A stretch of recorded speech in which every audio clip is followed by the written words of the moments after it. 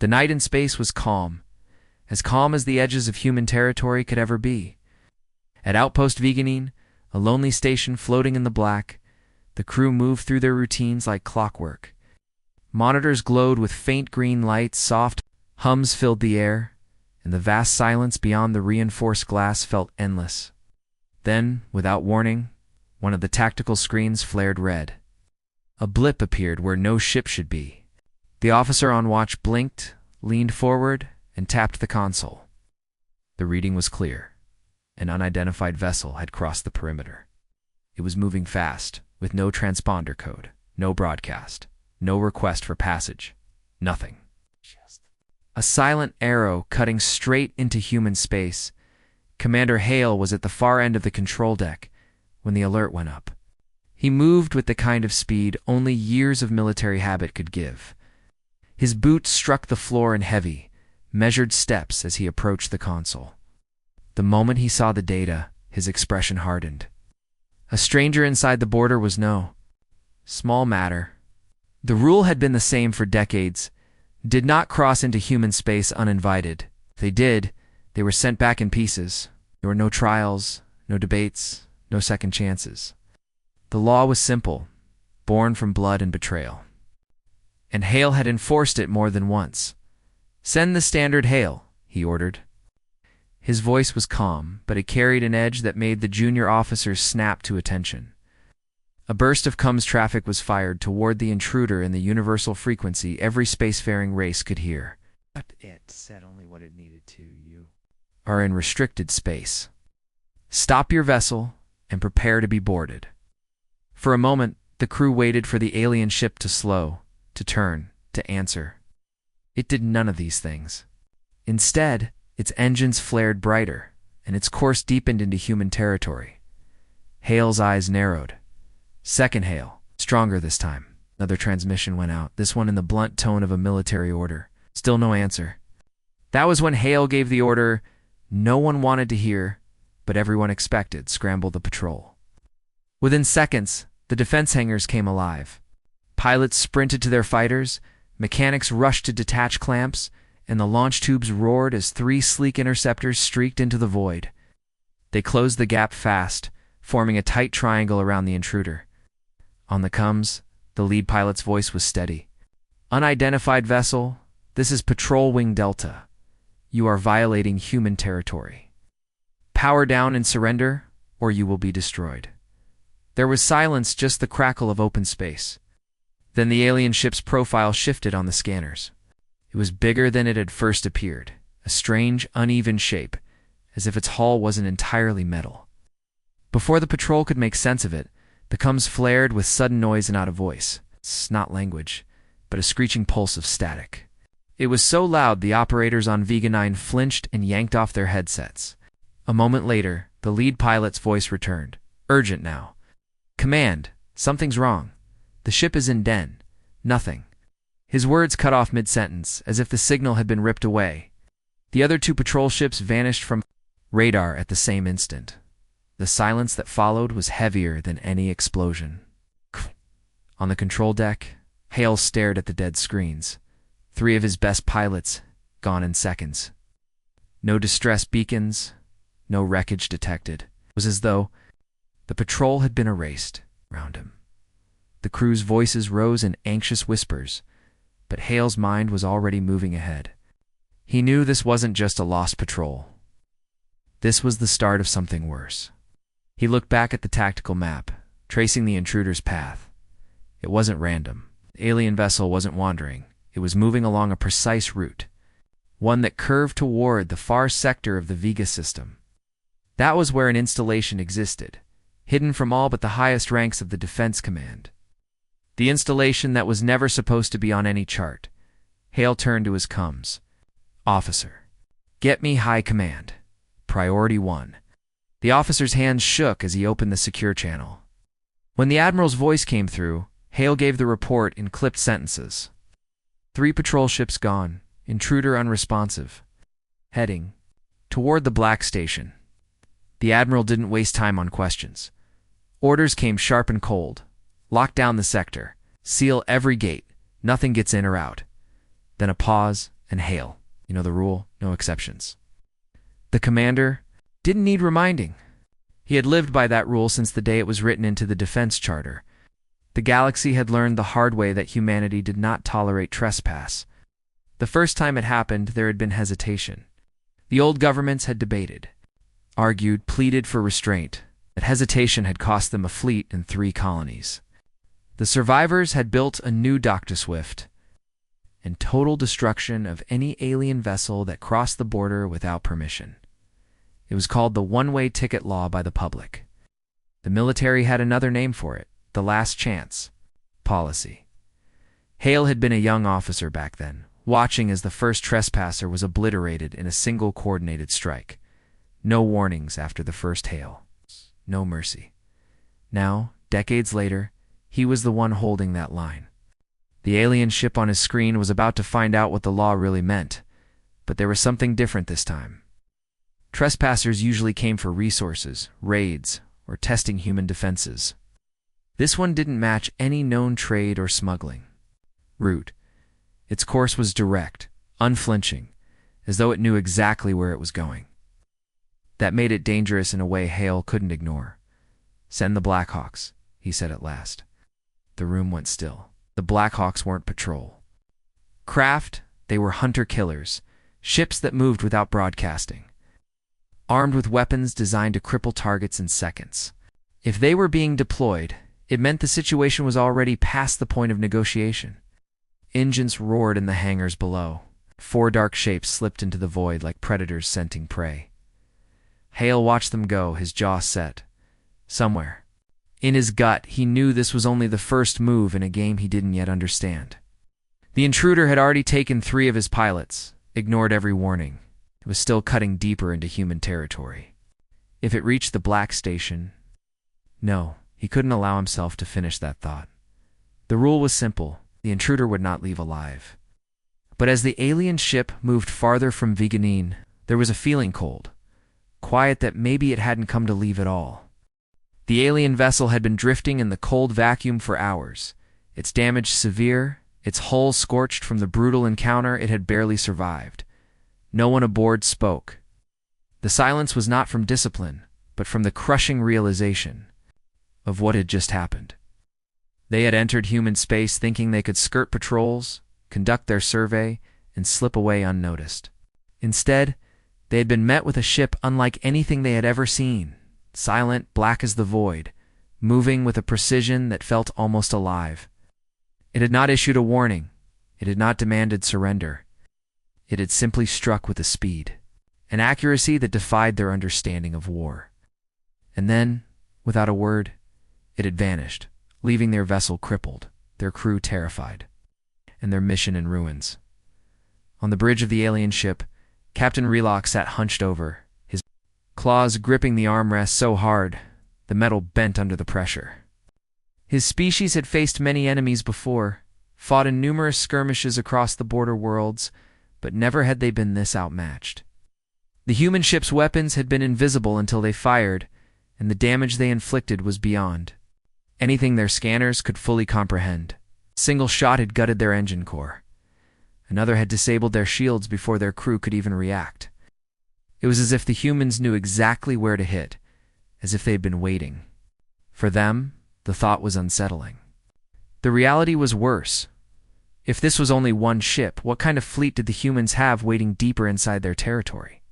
Back on Earth, in the vast underground command center beneath the Rocky Mountains, the incident was already being dissected by analysts, officers, and intelligence teams.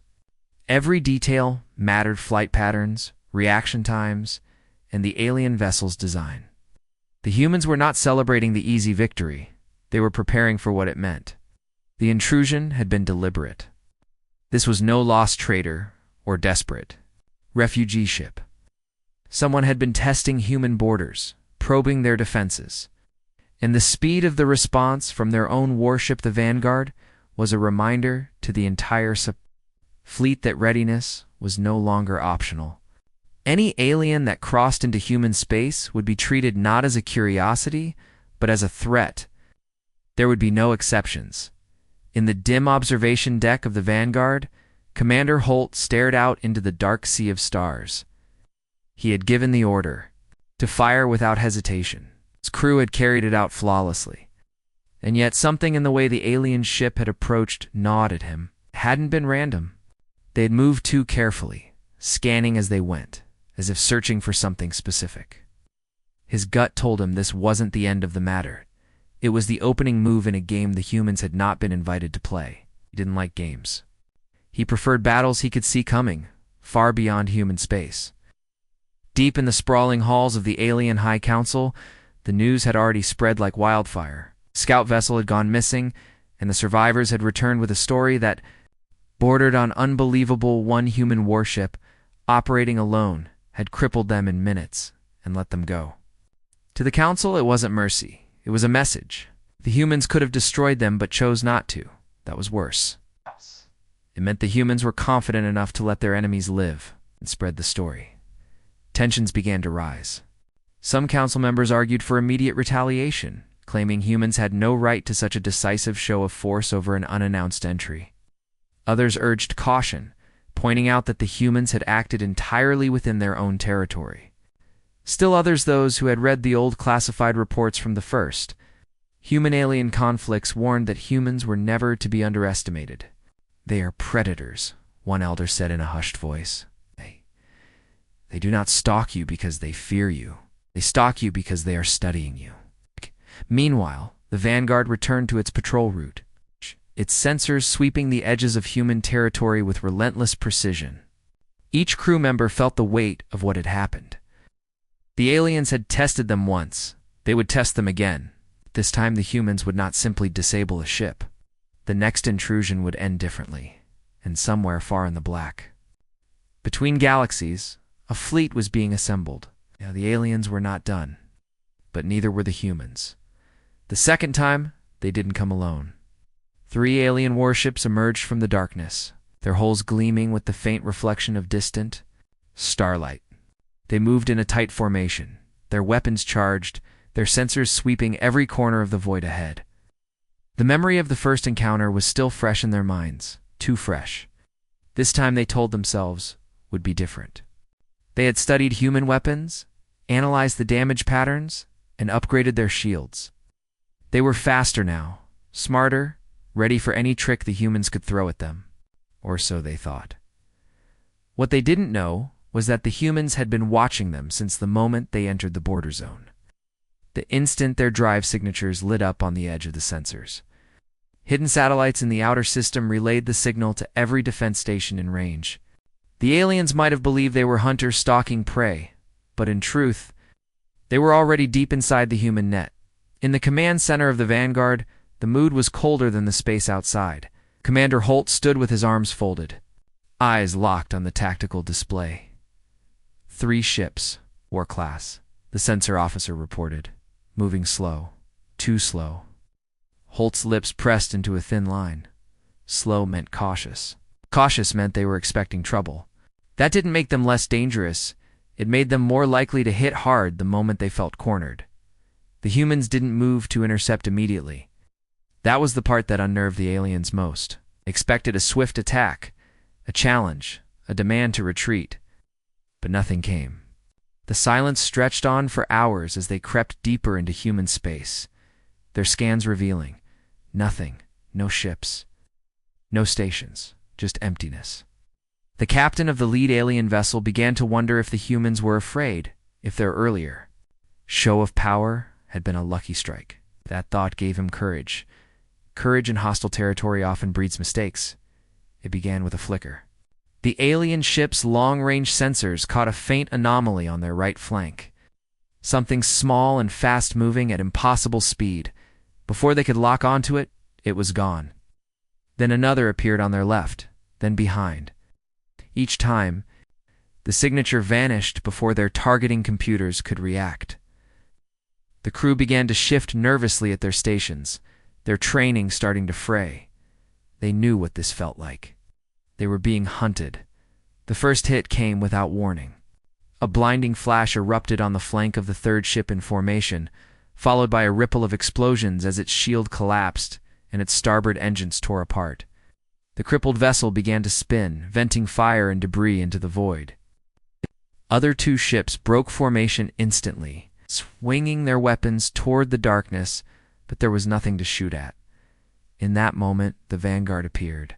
It didn't decloak in the traditional sense. It simply seemed to be there, as if it had always been there, and the aliens had only just noticed. Matte black armor, no visible weapon ports, no identifying marks. It's just a predator's silhouette drifting silently between the stars. The humans didn't open a channel. They didn't offer terms. They just fired. The second alien ship never stood a chance. Precision strikes ripped through its bridge and weapon systems before it could even return fire. The lead ship tried to run engines flaring at maximum thrust, but it quickly discovered that running in human space was like trying to sprint through quicksand. The humans were already everywhere. Small, unmanned hunter drones began to surround the fleeing vessel, each carrying enough firepower to punch holes through its armor. The aliens fired wildly, destroying some, but for every drone they hit, two more appeared. Inside the alien bridge, panic set in. This wasn't just a battle. This was extermination. The humans weren't fighting for territory, they were enforcing something deeper, something older, a rule that no one had told them until it was too late. Once you entered human space without permission, you did not leave. The vanguard closed the distance like a shadow swallowing light. Its main railgun swiveled toward the alien flagship. The captain of the alien vessel stared at the display, realizing he had no more moves left. His upgraded shields, his reinforced armor, his carefully planned formation had all been meaningless. He understood now that the first encounter had not been a defeat. It had been a warning, and they had ignored it. One shot. That was all it took. The alien flagship split apart, its hull blooming into 1,000 shards that drifted silently in. The void. The vanguard didn't stay to watch the wreckage. It simply turned, vanished into the black, and left the debris field to float as a silent reminder to anyone else who might come this way, far away. In the alien High Council, the room was silent as the reports came in. 3 ships gone. No survivors. No negotiations. No exceptions. The humans had spoken without ever saying a word. The aliens called it Operation Iron Spear. 20 ships battle cruisers. Destroyers and heavy escorts moved in a perfect wedge formation toward human space. This was no probing raid. This was punishment. The High Council had made its decision. If humanity would not yield, it would be broken. The fleet commander believed this show of overwhelming force would end the border problem once and for all. In his mind, it was simple. No civilization could resist this many warships coming straight at them. But the humans didn't react the way the TSC's council expected. The moment the alien fleet crossed the invisible line into human-controlled territory, every ship's sensors lit up with warning signals. It's not from nearby patrols or defense satellites, but from deep within their own ships. Their navigation systems began to fail one by one, lights flickering on the consoles as if invisible fingers were pulling wires from the inside. Weapons locked themselves into standby mode, ignoring the crew's commands. It wasn't sabotage, it was something worse. The humans were already inside their systems. The fleet commander gave the order to cut all external connections, to isolate the ships from whatever was causing the disruption. But it was too late. In the heart of every alien vessel, the targeting displays flickered once, then displayed a single message in flawless alien script: "Leave now." No one knew how the humans had done it. No one even knew where they were. But the commander's pride was greater than his fear. He ordered the fleet forward, weapons charging despite the strange interference. The engines roared, the formation tightened, and their confidence returned. Surely the humans could not face 20 ships head-on. They were right. The humans didn't face them head-on. The attack began from above the plane of travel on angle. Most fleets ignored because it was considered tactically unimportant in open space. But the humans had no interest in alien battle doctrine. From that angle, hidden mines deployed in orbit around a dead moon dropped into the fleet's path like falling stars, each one detonating with a silent flash that ripped through shields and tore holes in armor before the fleet could recover. The second wave came fast-moving strike craft so small, barely registered on sensors until they were already inside weapons range. These ships didn't match any known human design. Their hulls were jagged, asymmetrical, built for stealth rather than beauty. They moved like predators in a feeding frenzy, darting between the alien vessels, striking engines, communication, relays, and weapon mounts with pinpoint precision. The aliens fought back hard. Beams of plasma and high-velocity projectiles tore through the void, destroying some of the attackers. But for every human craft that fell, another seemed to take its place. And the humans never once aimed for the alien bridge or life support systems. They went straight for propulsion and weapons. The message was clear. You're not dying here, you're not fighting here, you're leaving here, in pieces. Then the Vanguard appeared again. This time it didn't come alone. Out of the darkness emerged four more ships of similar design, each with the same matte black armor and predatory profile. They didn't advance in a line of battle. They encircled the alien fleet, like wolves closing in around a wounded animal. The fleet commander finally understood the truth. The humans had never been defending this space alone.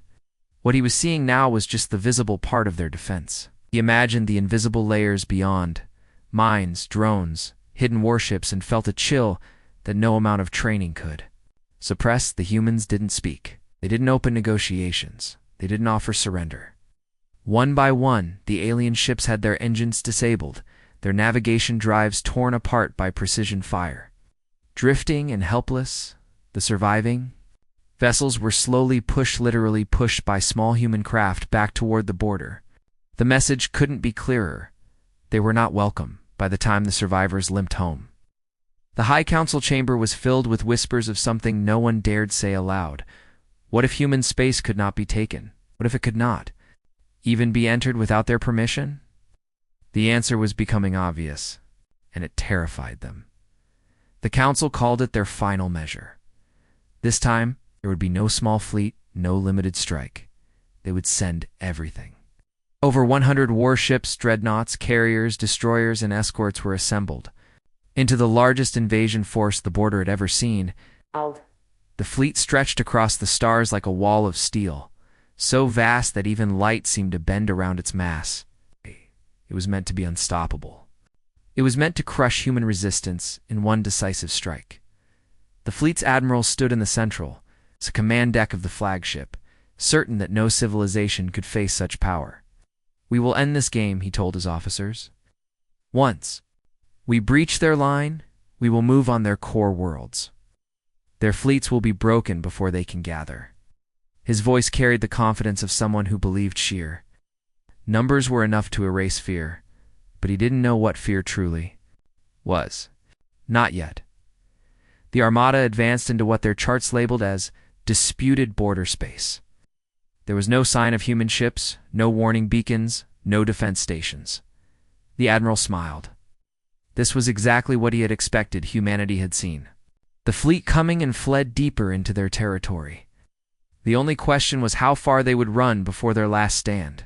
2 hours into their advance, the first signs of trouble appeared. Navigation sensors began showing faint gravitational distortions, small anomalies scattered ahead of the fleet. The science officers insisted they were nothing to worry about, just space debris or minor warping from old mining activity. Admiral ignored them and gave the order to continue. That was his first mistake. The distortions grew stronger. They began to form patterns, perfectly aligned arcs and clusters, until one of the officers realized the horrifying truth. These were not random anomalies. They were artificial traps. Massive gravitic mines hidden deep in the void, invisible to casual scans. Each one capable of tearing a ship apart without firing a single shot, before the Admiral could issue a retreat order. The first mine detonated. It was not an explosion of fire and light, it was an implosion. Sudden collapse of space that tore the nearest cruiser into twisted fragments before snapping shut. No debris scattered, no bodies floated. It was as if the ship had never existed. Then, the humans revealed themselves. They did not appear directly in front of the fleet. Instead, they emerged from dozens of hidden entry point swarp signatures blooming all around the Armada, like predators surfacing in an ocean. They were not outnumbered, but they didn't need to be. Each human vessel moved with surgical precision, targeting weak points in the massive formation. Carriers were struck first, their fighter bays collapsing in on themselves. Support ships were crippled before they could deploy repair drones. The humans spoke only once, broadcasting the same cold message to every alien ship in the fleet: "You are deep in human space. Your maps are wrong, turn back, if you still can, now." That was when the Admiral finally realized the truth. The so-called border the aliens had been fighting over for months had never been the real border at all. Humans had been letting them push deeper without knowing it, guiding them into the heart of a killing ground that had been prepared for years. Panic spread through the alien ranks. As more ships vanished into silent implosions, dragged into nothingness by gravitic traps, those that tried to flee found their escape routes blocked by human vessels waiting in perfect ambush positions. The armada that had been called unstoppable was now scattering in chaos, its massive size turning from strength to weakness. The humans didn't chase them. They didn't need to. The surviving ships fled, but the message was burned into every mind aboard. This is not a border. This is the inside of a fortress, and we never saw the walls until they closed around us. When the shattered remnants returned to the council, not a single officer dared suggest another invasion. But deep down, every leader knew the humans were not finished. They were simply waiting. The aliens thought the humans would be satisfied with their victory. They believed that after crushing the great invasion, humanity would return to their quiet, watchful state, waiting behind their hidden fortress walls, ready to repel but not to pursue. They were wrong. It began with silence. No official declarations, no council meetings, no grand speeches. The humans simply vanished from all known patrol zones. Scouts sent to check the borders found empty space. No ships, no stations. It was as if the humans had simply walked away from the frontier. For a brief moment, the alien worlds relaxed. Merchants reopened trade lanes. Civilian ships moved without military escort. Some even joked that humanity had grown tired of the endless defense and gone back to minding their own business. The laughter didn't last. The first strike came without warning. A major alien shipyard, one of the largest in the sector, vanished. Overnight, not destroyed, not damaged, gone. The orbital platforms were reduced to twisted shadows of metal. The half-built warships inside floated in silence, their power cores drained to nothing. Every worker, every engineer, every soldier stationed there had simply disappeared. The council demanded answers. Their intelligence officers had none. Their military swore the borders were still intact. And yet, every few days, another deep space facility went dark. Listening posts, fuel depots, weapon factories, each one struck with surgical precision. Each one erased without a single human casualty. The council called for an emergency defense buildup, moving fleets closer to their core worlds. That was their second mistake. The humans had already slipped past their defenses. Entire human battle groups began appearing deep inside alien territory, sometimes hundreds of light years from the old border. They didn't attack civilian worlds, but they didn't spare military ones either. Fortified starbases that had stood for centuries were dismantled in hours. War fleets sent to intercept them never returned. One surviving captain described the encounter in a trembling voice. "They didn't just destroy us. They knew us every maneuver, every tactic, every blind spot in our formations. It was as if they'd been fighting us for decades. We were still playing catch-up." Now alien worlds were living in constant fear. They realized the humans weren't merely defending their space anymore. They were rewriting the map. Every alien warship destroyed, every outpost dismantled, every supply line severed, was part of something larger. Humanity was pushing forward, step by step, without ever announcing their plan. And then the final message came. It wasn't sent to the council chambers. It wasn't broadcast on public channels. It appeared directly inside every alien military command system at once, as if the humans had been there the whole time, watching. The message was simple. You came into our space uninvited. Now we come into yours. There are no more borders. There are no more warnings.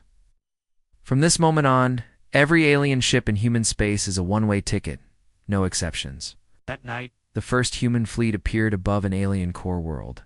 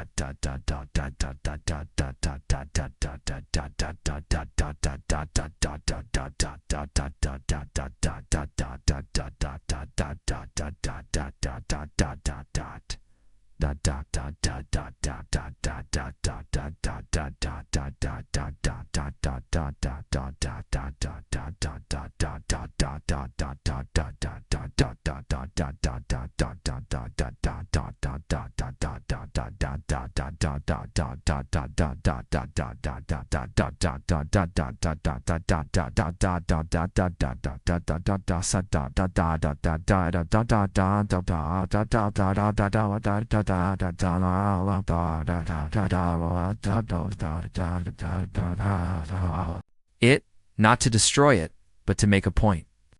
They arrived in perfect silence, filled the skies with warships, and then vanished in the blink of an eye, leaving only a single satellite drifting in orbit. On its surface was a message, carved into the metal: "You are next." From that day forward, the galaxy learned the truth: humanity didn't wait for war to come to them anymore. They carried it forward, and wherever they went, no one returned.